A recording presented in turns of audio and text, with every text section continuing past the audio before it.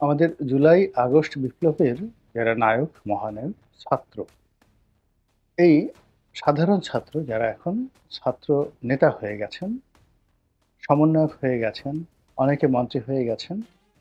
আবার কেউ মন্ত্রী না হয়েও মন্ত্রীর মতোই তারা ক্ষমতা ভোগ করছেন। তারা একটি রাজনৈতিক দল গঠন করছেন এবং এই রাজনৈতিক দলের গঠন প্রক্রিয়া কেমন হবে, কারা থাকবে, কি থাকবে এগুলো নিয়ে বাংলাদেশে মোরাললেস আলোচনা হচ্ছে। এই মুহূর্তে বাংলাদেশের যে নিষ্ঠুর বাস্তবতা, সেই নিষ্ঠুর বাস্তবতা হলো যে ছাত্রদের সম্পর্কে জুলাই, আগস্ট, সেপ্টেম্বর, অক্টোবরে যে বিশ্বাস ছিল, ভালোবাসা ছিল, তাদের সম্পর্কে মানুষের যে মর্যাদাবোধ ছিল, স্নেহ ছিল, সমর্থন ছিল, সেটি এই মুহূর্তে নানা কারণে বিতর্কের মধ্যে পড়েছে। নানা কর্মকাণ্ডের কারণে সমালোচিত হচ্ছে এবং গত কয়েক মাসে তাদের যে ক্ষমতা ছিল, বৈভব ছিল, ইনফ্লুয়েন্স ছিল, প্রভাব ছিল, প্রতিপত্তি ছিল, এটিও এখন রীতিমতো তলানিতে পৌঁছে গেছে। আগে তারা বিশ্ববিদ্যালয় ক্যাম্পাসে বলেন, রাজু ভাস্কর্যের সামনে পেছনে বলেন, শাহবাগে বলেন, সব জায়গাতে তাদের মধ্যে যে পারস্পরিক মানে যারা এই ছাত্র নেতৃবৃন্দ ছিলেন তাদের মধ্যে যে পারস্পরিক সম্পর্ক ছিল, সেই সম্পর্কটি এখন আগের মতো নেই। যারা আমরা সামাজিক মাধ্যমে কথা বলছি, আমরা অনেকেই ধৈর্য হারিয়ে ফেলেছি এবং তাদের সম্পর্কে নানা রকম অপবাদ দিচ্ছি। অনেকে তাদেরকে বিষোদ্গার করছি, গালাগাল দিচ্ছি, তাদের অমঙ্গল কামনা করছি ইত্যাদি অনেক কিছু। আমি আসলে ১ম থেকেই তাদের সঙ্গে আমি তাদের সঙ্গে আমার যেমন কোনো পরিচয় ছিল না, এখনো যেমন নেই। আর তাদের সম্পর্কে আমি কোনো নেতিবাচক কথা বলি। এমনকি ইতিবাচক কথাও আ বলিনি। আমি কেবলই মাত্র তাদের ব্যাপারে আগেও যেভাবে কৃতজ্ঞ ছিলাম, এখনো কৃতজ্ঞ আছি এবং আগামী দিনগুলোও তাদের সম্পর্কে আমি কৃতজ্ঞ থাকব। কারণটা হলো এই, শেখ হাসিনার যে নির্মম এবং নিষ্ঠুর শাসন, সেই শাসনে আরো অনেকের মতো আমিও ক্ষতিগ্রস্ত ছিলাম। আমি মনে প্রাণে আশা করেছিলাম যে এর একটা অবসান হোক। কিন্তু আমার আসলে শক্তি ছিল না। আমি সাহস দেখিয়েছি আমার লেখনীতে, সাহস দেখিয়েছি আমার বক্তব্যে, চলাফেরাতে, কিন্তু এটা একটা সিঙ্গেল ইউনিট। এই একক জায়গাতে থেকে যতটুকু করা সম্ভব আমি সেটা করেছি এবং আমি জানি যে আমি যদি কিয়ামত পর্যন্ত এইভাবে আমার অবস্থান থেকে সারাক্ষণ শুধু গালাগালি করি, সারাক্ষণ শুধু নেতিবাচক কথা বলি, লেখালেখি করি শেখ হাসিনার বিরুদ্ধে, তার সরকার একটা পশমও টলবে না। কিন্তু তারপর আমি করে গেছি। তো এই করার ফলে কি হলো, আমার ব্যবসা-বাণিজ্য, জীবন জীবিকা থেকে শুরু করে আমার ব্যক্তিগত নিরাপত্তা, ধনসম্পদ সবকিছুই হুমকির মুখে পড়তে একেবারে যখন নিঃশেষ অবস্থার মধ্যে পড়ে যাচ্ছিলাম। আ সেটা সেই জুলাই মাসের মধ্যেই চিন্তা করেন যে জুলাই মাসের যখন শুরু হলো তখন আমি একেবারে দুরবস্থার অতলান্তে পৌঁছে গিয়েছিলাম। আমার মতে আ আমার মতো জামাতের একই অবস্থা ছিল দল হিসেবে। জামাতের আমিরও ব্যক্তি গোলাম মোল্লা রনির চাইতেও খুব খারাপ অবস্থায় ছিলেন। আমি যেখানে ছিলাম আমার চেয়ে ১০০ গুণ খারাপ অবস্থাতে ছিলেন। মির্জা ফখরুল ইসলাম আলমগীর, মির্জা আব্বাসের মতো মানুষ, সালাউদ্দিন আহমেদ সাহেবের মতো মানুষ, এখন যারা বিএনপির নেতৃবৃন্দ রয়েছেন তারা সবাই, রুহুল কবির রিজভী সাহেব মানুষ।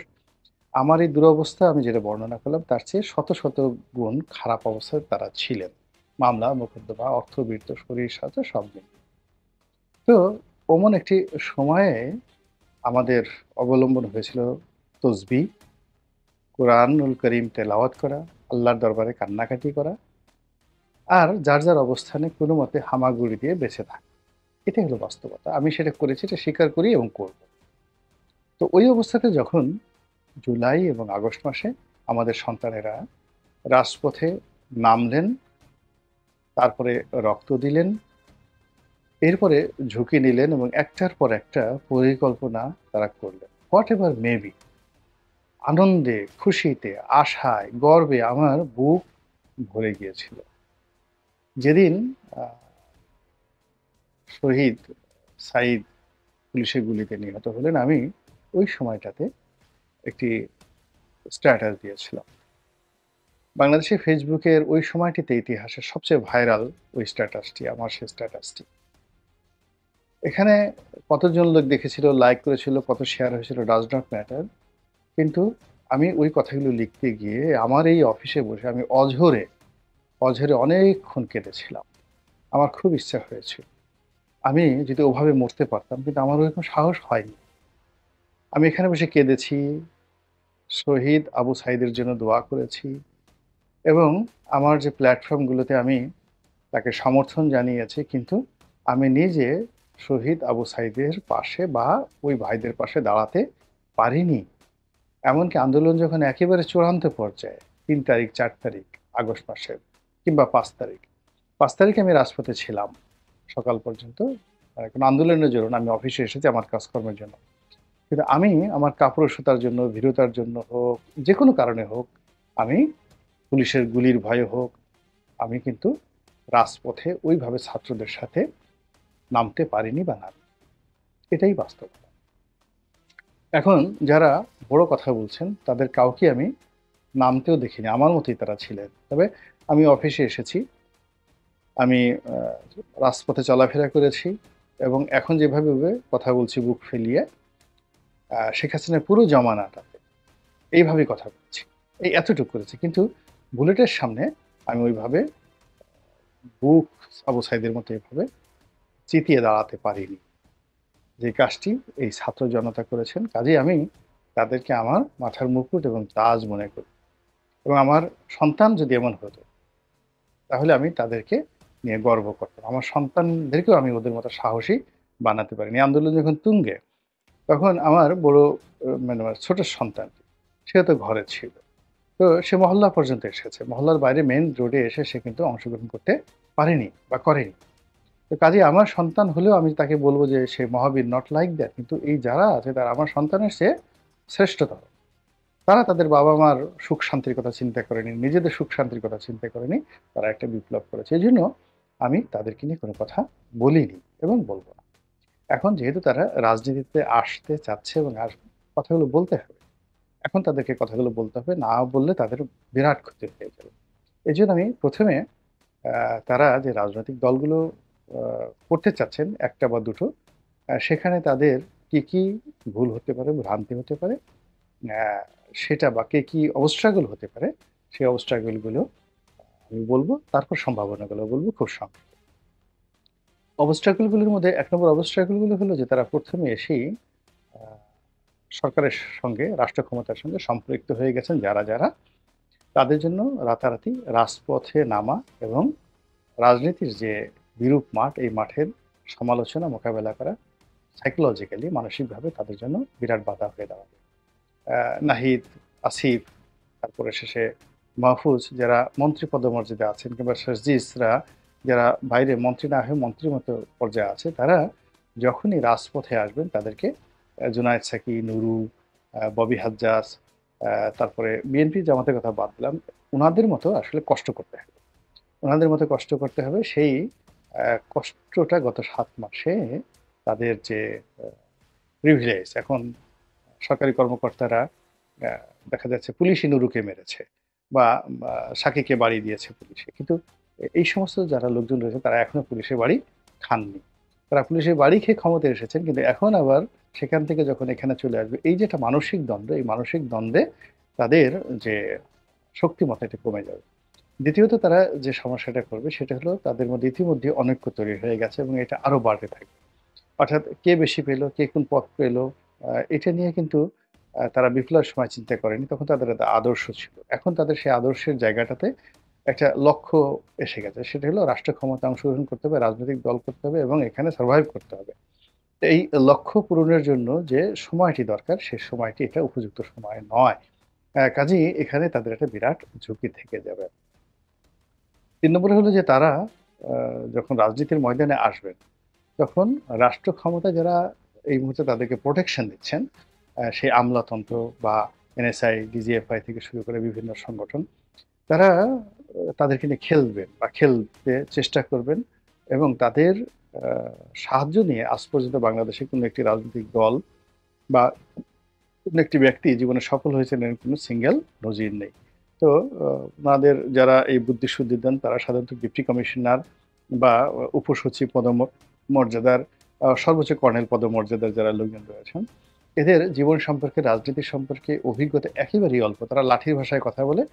আর যেই রাষ্ট্রযন্ত্রের যে কূটনৈতিক যে শিষ্টাচারগুলো রয়েছে বা আচারগুলো রয়েছে, ওগুলোই তারা শুধু প্রয়োগ করে। ফলে ইন্টেলিজেন্স বেস, রাষ্ট্রীয় ইন্টেলিজেন্স বেস, সেটা সিআইএ হোক, মোসাদ হোক, র হোক, তাদের উপর কেন্দ্র করে কোনো রাজনৈতিক দল গঠিত হলে তারা ভালো করতে পারে। ৪ নম্বরে যেটা হলো যে সেটা হলো যে এই যে সময় যেটি যাচ্ছে, এই সময় তাদের যারা প্রতিদ্বন্দ্বী, সেই প্রতিদ্বন্দ্বী বিএনপি, প্রতিদ্বন্দ্বী আওয়ামী লীগ এবং প্রতিদ্বন্দ্বী জামাত, যাদের তুলনায় তারা একেবারেই ছোট সামাজিকভাবে, বয়সের দিক থেকে, অভিজ্ঞতার দিক থেকে, অর্থনৈতিক দিক থেকে। এটি তাদের জন্য মারাত্মক সমস্যা হয়ে পড়ে।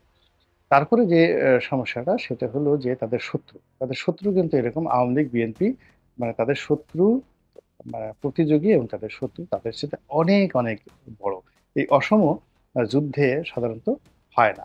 ৫ নম্বর গেল এটা। ৬ নম্বরে যেটি হলো যে যারা রাজনীতি করেন তাদের সবার একটা আন্তর্জাতিক পরিমণ্ডল থাকে। এখন এই তরুণ যারা আসছেন তাদের কারোরই আন্তর্জাতিক কানেক্টিভিটি নেই।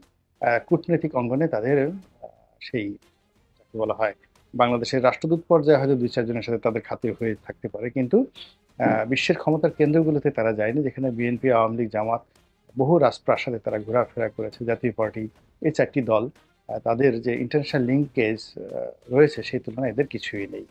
আর সর্বশেষ হলো যে তারা গার্ডিয়ান হিসেবে, কাস্টোডিয়ান হিসেবে এই মুহূর্তে কাউকেই পায়নি। ধরেন ডক্টর মোহাম্মদ ইউনূস আছেন, তারা মনে করছেন, কিন্তু he is a very non political gentleman. তো যেকোনো রাজনৈতিক দলের একজন সুপ্রিম নেতার আগে এখন তারা হয়তো অনেকে ফরহাদ মাঝারের কথা চিন্তা করছেন, অনেকে মাহমুদুর রহমান সাহেব যেটা আমার দেশের সম্পাদক তার কথা চিন্তা করছেন, অনেকে পিনাকির কথা চিন্তা করছেন বা ভাবছেন। এই প্রায় এই সব লোকগুলি মূলত তাদের যে অবস্থান, তাদের যে বয়স, তাদের লেখাপড়া, শিক্ষা, তাদের যে সময়কাল, তাদের যে জ্ঞান, এই সব কিছুই এই তরুণ যুবকদের জন্য বোঝা হয়ে দাঁড়াবে। ভীষণ রকম বোঝা হয়ে দাঁড়াবে। ফলে এই সমস্ত লোকের সান্নিধ্য, কথাবার্তা যত বেশি তারা নেবেন, তত বেশি তারা কনফিউজড হয়ে যাবে। এই মোটামুটি ৭ টা আমার কাছে মনে হয় তাদের জন্য বাধা। এখন তাদের সফলতাটা কি? বা সুযোগগুলো কি? এই মুহূর্তে হোয়াট ইস দ্য অপরচুনিটি? তাদের ১ম অপরচুনিটি হলো যে বড়, বড় রাজনৈতিক দলগুলো বিভেদ করছে এই মুহূর্তে। এবং এই বিভেদ এবং বিসংবাদ যত বেশি বাড়বে তাতে তত বেশি এই রাজনীতি করার সুযোগ হবে। ২ নম্বর হলো যে এই তারা যেকোনো মূল্যে যদি স্থানীয় নির্বাচনটা আগে করে ফেলতে পারে, এটা তাদের জন্য একটা বিরাট সুযোগ তৈরি করে দেবে। ৩ নম্বরে যেটা আছে সেটা হলো যে নির্বাচন যত দূরবর্তী হবে এবং এটা যদি তারা কৌশলে করতে পারে, আ সেটা ২ বছর হোক, ৩ বছর হোক, ৫ বছর হোক, ততই তাদের সম্ভাবনা বাড়তে থাকবে এবং তাদের প্রতিপক্ষরা নামতে তাদের পর্যায়ে চলে আসবে। এরপরে তাদের যে জিনিসটি রয়েছে সেটি হলো যে বাংলাদেশের সাধারণ যারা জনগণ রয়েছেন তাদের মধ্যে পারিবারিক রাজনীতি, এটা নিয়ে ভীষণ রকম যাকে বলা হয় নেতিবাচক একটা দিক রয়েছে। যারাই করে সেটা এরশাদ সাহেব করুক, জামাতের গোলাম আযম কেন্দ্রিক বা মতিউর রহমান নিজামী কেন্দ্রিক বা শেখ পরিবার কেন্দ্রিক, জিয়া পরিবার কেন্দ্রিক যে রাজনীতি রয়েছে এটা ওই দলের মধ্যে অপরিহার্য। কিন্তু সাধারণ মানুষের মধ্যে কিন্তু এরকম দলের যে পরিবার প্রথা, এটির একটা মনোভাব আছে। তারাও ভারতের আম আদমি পার্টির মতো কিংবা মমতা ব্যানার্জির মতো একটা বিকল্প শক্তি তারা কিন্তু সেখানে বাংলাদেশে খুঁজছে। যে এরকম একটা বিকল্প শক্তি এখানে আসুক। তো সেই জায়গাটা যদি তারা দখল করে নিতে পারে বা সেই জায়গাটা যদি তারা অর্জন করে নিতে পারে, এটি তাদের একটা বিরাট সুযোগ মানুষের সেন্টিমেন্টকে কাজে লাগিয়ে যে এই পরিবারতন্ত্রের বাইরে আমরা একটা নতুন ধারা তৈরি করেছি। সবচেয়ে বড় তাদের জন্য অপরচুনিটি সেটা হলো ২০০৯ এর পর থেকে এখন পর্যন্ত যারা নতুন ভোটার হচ্ছে, যারা এই গত ৩ টি টার্মে ভোট দিতে পারেনি, এই যারা নতুন ভোটার এদের সংখ্যা যদি 40% এর উপরে হয়, যারা এই ভোট দিতে পারেনি, নট লেস দ্যান 40%, আমার মনে হয় যে 40% এর কম হবে না। এই বিশাল শ্রেণী যারা রয়েছেন তাদের মনটা ফ্রেশ আছে এবং তারা আ দুটো রাজনৈতিক দল বা প্রচলিত রাজনৈতিক দল সম্পর্কে তাদের ওইরকম কোনো ফিলিংস নেই। হয়তো বাবা করে, চাচা করে এইভাবে। কিন্তু তাদের ব্যক্তিগত কোনো ফিলিংস নাই তাদের। পুরো হার্ট এবং ব্রেইন পলিটিক্যালি যাকে বলা হয় শূন্যতা বিরাজ করছে।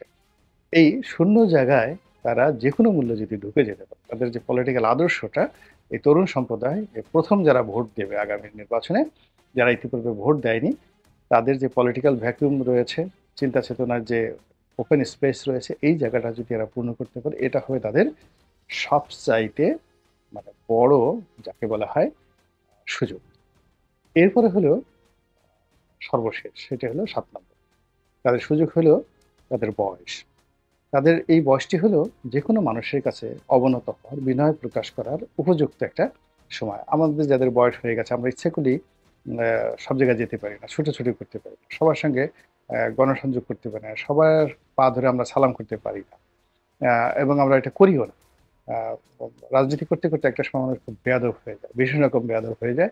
১ বার ২ বার মন্ত্রী, এমপি হলে বা একটু জ্ঞানী হলে, গুণী হলে তারা একটা ঘাড় বাঁকা করে থাকে যে, "আমি সালাম দেব না, আমাকে সালাম দিতে হবে।" এটা সাধারণ পাবলিক কিন্তু পছন্দ করে না।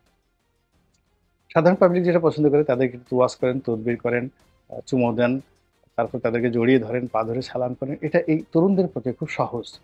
আমি যখন ২০০১ সনে ১ম এমপি প্রার্থী হিসেবে মাঠে গেলাম, আমি গণহারে ভিক্ষুক যারা আছে, ভিক্ষুকদেরও পা ধরে সালাম করা শুরু করে দিলাম।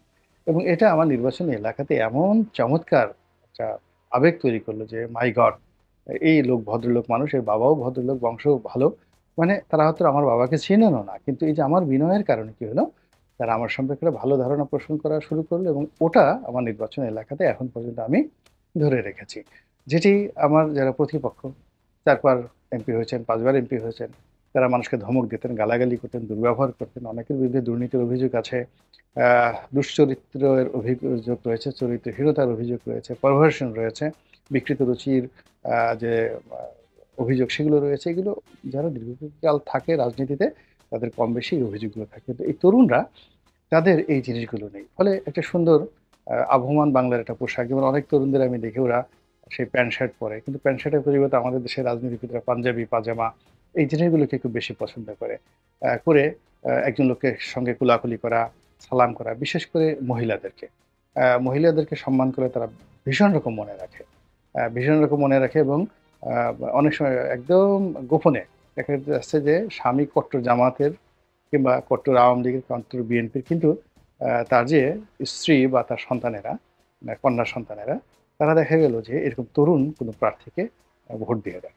এটা হলো ভোটের মাঠে। তো এই যে বিনয়ের মাধ্যমে, ভদ্রতার মাধ্যমে এবং জনসংযোগের মাধ্যমে মানুষের মন জয় করার যে সুযোগ তাদের রয়েছে, এটি তার প্রতিদ্বন্দ্বীদের নেই। তো এইরকমভাবে যদি তারা কাজ করেন হয়তো তারা সফল হলেও হতে পারে।